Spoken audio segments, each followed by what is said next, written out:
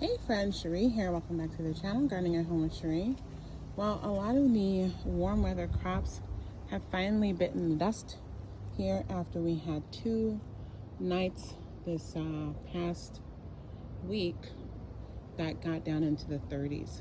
Now they weren't hard freezes, so we just had, freezing temperatures for a few hours overnight, twice in a row.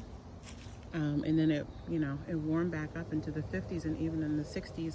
Today is Sunday, October 26th, and at the peak temperature for me out here in the garden, it hit 66 degrees. So kind of crazy for the end of October. And you'll see a lot of the greens, are unfazed by the cold. In fact, some of them taste better after they get hit with the cold, but this didn't even get so cold that I have some varieties that will actually take on more of a reddish purple hue when it's like cold, when it stays cold. That didn't even happen. But it was too cold for a lot of things. The basil bit the dust, for example, but the rosemary and sage did not. The Brussels are brustling and the chard is charding.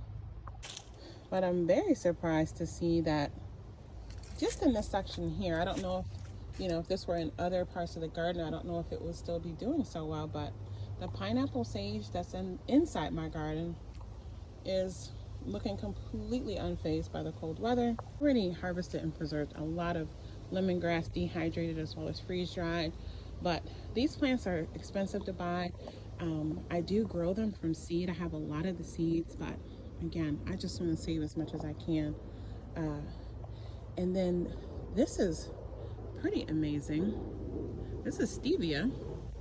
I harvested a bunch, then I left these out here to bring inside, and flowers are forming.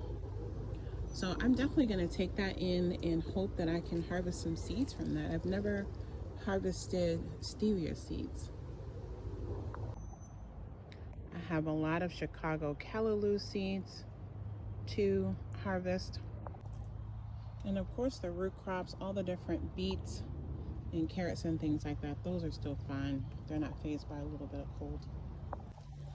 I covered a lot of things for those 2 nights just to see if I could keep things growing, and even this is apple mint looking completely unfazed. So I can harvest more of that. So I'm excited to still have a lot of food, fresh food growing out in my garden. I'll be out here to do another big harvest tomorrow.